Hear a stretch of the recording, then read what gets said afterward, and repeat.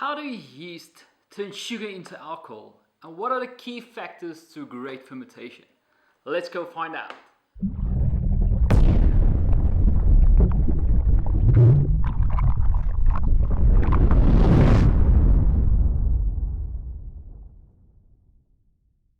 Hey everyone, Distiller Greyling here, one of your favorite home and hobby distillers. Today we're going back to basics and we are talking fermentation. Now there's a lot of fermentation types out there. The one that I can think of is your metabolism system. That's where food get break down into energy and we got byproducts, namely number 1 and number 2. But today we are looking at alcoholic fermentation. Now alcoholic fermentation is a chemical process where sugar molecules are broken down by yeast for energy and the byproduct is ethanol and carbon dioxide. So in a sense, the yeast ferments to obtain energy by turning sugar into alcohol. Now the chemical reaction for the production of ethanol from glucose is one glucose molecule gives you 2 ethanol molecules, that's what we want. 2 carbon dioxide molecules, that's the gas that bubbles out of your bubbler, and heat. Now heat shows that it's an exothermic reaction, but we'll get to this guy a bit later. Fun fact, in a rare medical condition called gut fermentation syndrome or autobrewery syndrome, your body itself starts to ferment and causes ethanol inside the body and you get intoxicated from the inside. How crazy is that? Try to explain that to your boss next time. Now let's look at yeast. Yeast are very hardy microorganisms, but they need certain conditions to thrive in. We are going to look at 5 key points to make a happy home for the yeast to have a great fermentation. The 5 things we're going to look at is sugar, pH, aeration, nutrients, and the yeast itself. First up is sugar. We need sugar for the yeast to convert it into alcohol, and we get it from our raw materials. Raw materials can be plain sugar, molasses, fruits, or grain, or a combination of some of them. Now it doesn't mean that if you ferment grain you're going to get a whiskey. If you use grain as a source of sugar, it has the potential to become a great whiskey.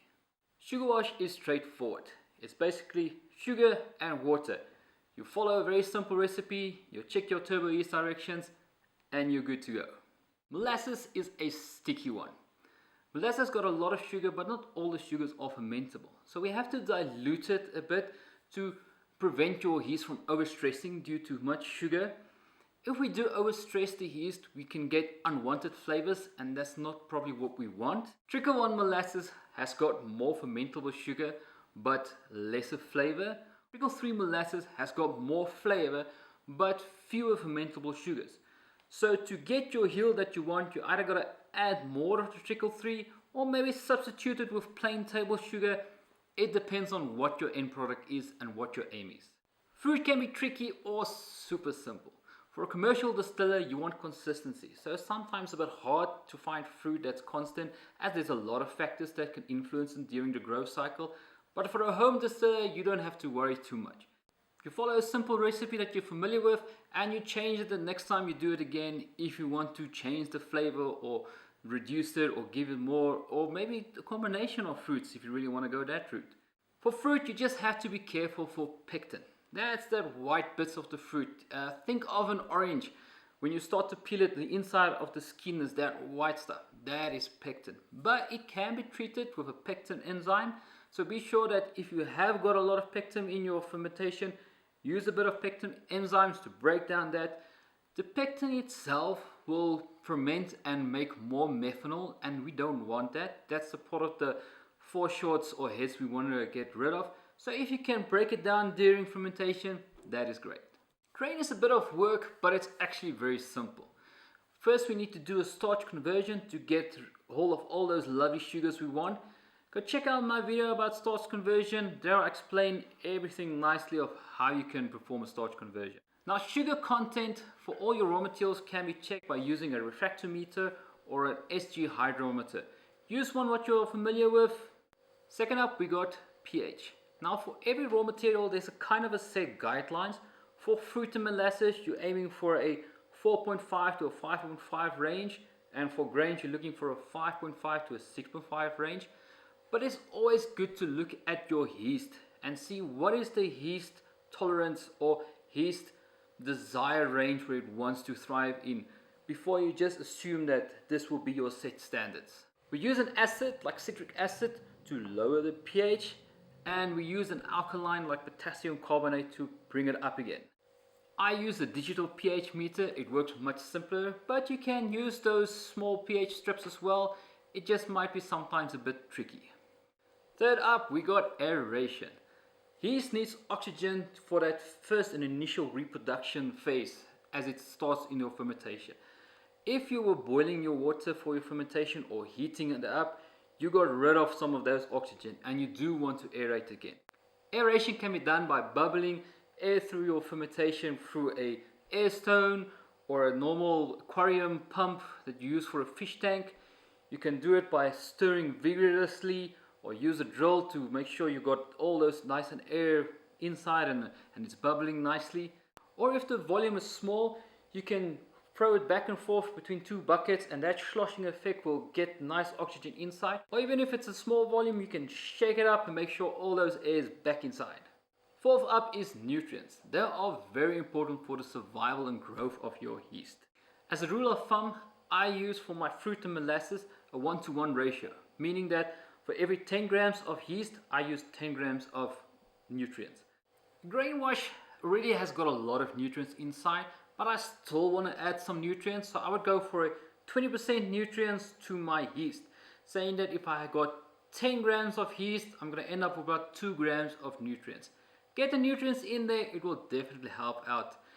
When you do add your nutrients, remember to add it slowly and keep on stirring, as you don't want to make lumps if you add everything at once. That's going to maybe make a whole lumpy mess and we do not want that. Now for our last key point is to add or pitch our yeast. For small fermentations up to 25 liters, I pitch my yeast dry straight out of the packet. For larger fermentations, I like to hydrate it first. It is important to also add it very slowly depending whether you're doing it straight in your fermentation or hydrating it. Add your yeast slowly and stir it to prevent lumps. Also remember to have a temperature difference of no more than 10 degrees Celsius, as you don't want to shock your yeast with having a too cold or too hot fermentation or water. For hydrating my yeast, I just use normal water. The reason for that is I just want the yeast gooey and moist before I add it into the fermentation. You can use part of your wash itself. The sugars in there, the yeast will start to attack that sugars and it will actually start to ferment and grow. And you can have a yeast bomb that can actually start to overflow on your vessel or your container that you had your yeast in. It's still fine, you can still use it, but I'm sometimes a bit busy while I'm busy with my fermentation, that while the yeast is hydrating, I don't want to look at it every 10 minutes and make sure that it's not overflowing, so I just use normal water. Following these 5 key points, you can make a happy home for the yeast for it to live in. But how do you keep it there? Quick shout out, thank you for everybody who's liking the videos, who's commenting and subscribing. I like you guys a lot, you are awesome and you are kind. Now for keeping the yeast happy, I'm going to look at 3 things. I'm going to look at the fermentation vessel, temperature control and the bubbler. First up is your fermentation vessel. It is good practice to leave a 10 to 50% headspace in your fermentation container or vessel. That's for that foaming part. So meaning if I got a 100 liter drum that I use for fermentation, I will not fill it more than 85 to 90 liters to make sure that the headroom is still there. For molasses, tend to use a bit lower level, that 15% headspace, as it can foam a bit more, especially your trickle 3 molasses. Second up, temperature control is very important to keep your yeast happy. Too hot and your yeast will die, too cold and your fermentation can stop entirely. For small fermentations up to 100 liter, it tends more to get cold, so you want to make sure it stays warm. You can use it by insulating it with a blanket, using a heat pad or inside a aquarium heater, or you can even just take the whole fermentation if it's small and put it inside a water bath.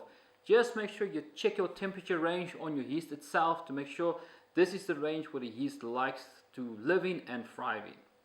For larger fermentations, because of the volume it has, it's got a lot more chemical reactions. And that exothermic reaction we were talking about that generates heat, we tend to You want to keep your fermentation cool or cooling it down as it goes along. For larger fermentations, you can use a cooling coil inside directly or a cooling jacket around your fermentation vessel. That will work perfectly. Thirdly, you will need a bubbler or an airlock or a one-way valve on top of your fermentation vessel. That CO2 that releases and builds up inside needs to escape, and it works by escaping through that airlock. Now, the airlock is there because you do not want oxygen to get back in.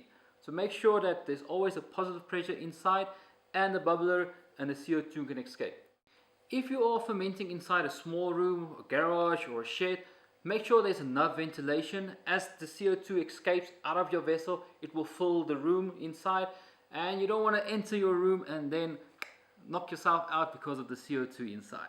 Now you can monitor your fermentation by checking the sugar content, your pH, your temperature, and even your bubbling rate.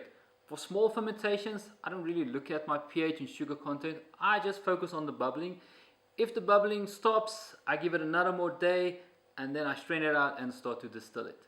For larger fermentations, especially on a commercial level, you do want to check your pH and sugar content. That will give you an idea of how your fermentation is going and if it's maybe stuck and you need to unstuck it.